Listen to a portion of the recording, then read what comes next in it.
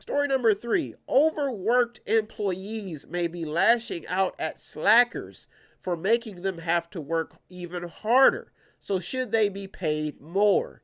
This is a very, very interesting story that I've seen developing on the workroom floor where employees, the hardest working ones, are being overworked, and they are finding out that the slackers are not only being handed a paycheck, but they're also being handed sympathy other than the harder. So there are so many hardworking people on the workroom floor that they are being overworked or even not getting enough overtime, but they're still. So this story is gaining some steam because of the fact what made the story jump up to number 3 is the fact that 4.6 billion a year is what it costs for, I think, in regards to doctor burnout.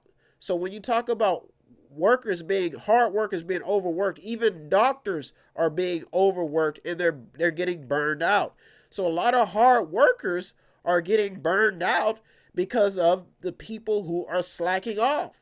So they're saying that this is the only way to pick up the workroom floor is to stop all this slacking. So the question you have to ask yourself is, should the people who are working the hardest be paid the most? So do they need to start restructuring the way that people are paid? Should people be paid more if they're clocking in more other than qualifications? This is a very, very interesting topic when you talk about what's happening on the workroom floor. And the reason why this story is going to gain some steam is because people are saying that they are not only overworked in fast food, they're not only overworked in the meal, but you have places where people are working tons of hours, and then you have people calling off, taking personal days, and the people who are working the hardest still when they have to take over for that person, they still don't feel like they have enough. Or should they be getting bonuses? This is probably an interesting story because in America there's been a problem with slackers. People on drugs, they're not showing up to work on time. They think they think that people just throw them money. They don't know too much about people have to dip into their 401ks to make it meet. So the story about working and working hard and not being able to account for it when you get 60 or 70 years old. And they're saying, like, whose fault is it? But the fact is that people want to be paid if they're working hard. I was talking to some employees.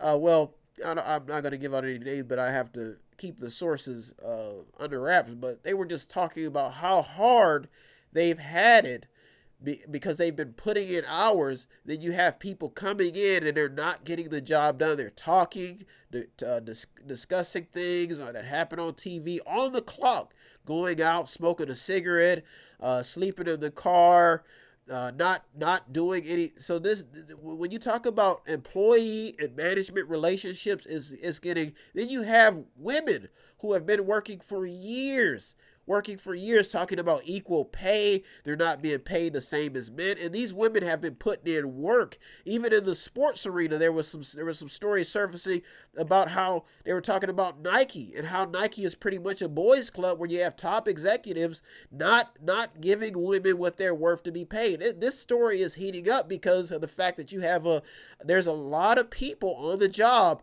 and the employees are saying that the employer should be accountable for not only if they're working hard, but for if their body breaks down, their medical bills. So this story is surfacing. Like I said, there is a big battle going on. It's just, there's just a matter of time, and you may have seen it. You see it happening in places where people come in and they're committing mass shootings. People are just getting frustrated and they don't go to counseling. They don't go talk to somebody. They take their anger out on their employees. They're killing their employees. They're killing their families.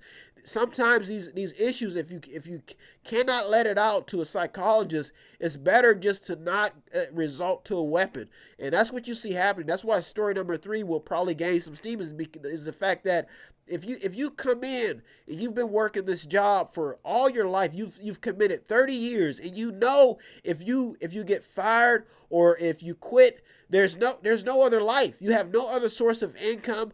The possibility of you getting to pay the bills, that's a life or death situation for some people. And some people resort to violence and killing themselves. This is a natural fact, folks. And this story is gaining steam. You can look at what happened to GM. They were talking about how this one guy was in his apartment, was in his house. He didn't want to give it up, and when GM shut down, the guy kills himself. Cops come over, folks. If you're not in that person's shoes, and you don't understand what's actually happening, this is a big problem in America, because this country promotes the fact that workers should be paid what they're worth. That's why we have unions, and that's why you have all these people uniting when it comes to people or oppression on the workroom floor. This is a real deal story, folks. I see it gaining some steam in the next few weeks. If you want to contribute, you're in the Mediator with me, Brian West, where I work hard every week giving you the top 8. I have to keep myself refreshed. I have to encourage myself. I have to tell myself great things. Sometimes I sit in a room by myself and I just tell myself, I say, Brian, you can do it. You can be great. You fell down yesterday, but you can get up tomorrow and you can do it. I believe in you, Brian. I don't have a wife or any children around, so even when I'm in my little man cave, I got to poke myself and say, get up, and get the job done. So that's what I do every week, giving you the top 8 headlines and developing news stories. We're about 5 minutes past the halfway point. If you want to contribute, all you have to do is visit www.method8inc.com, method8inc.com, where you can buy something, click on something, watch something, or just read something, or just sponsor a program. This is 50-50 love at its finest. Yeah, I tell you, I feel when I'm hearing the stories and I'm reading the stories, I feel I have to motivate myself, because I feel like I can do something about this. I feel like I can conceal the wounds of the people who are hurting, and it gets motivating. So if you want to help out, help me. I have to get books and research and read and all this other stuff. If you want to help out anyway, all I have to do is visit www.method8inc.com, method8inc.com, where you can buy something, click on something, watch something, or just read something. If you need help, then dial your operator. Have no fear, fellow citizens. The Mediator is here.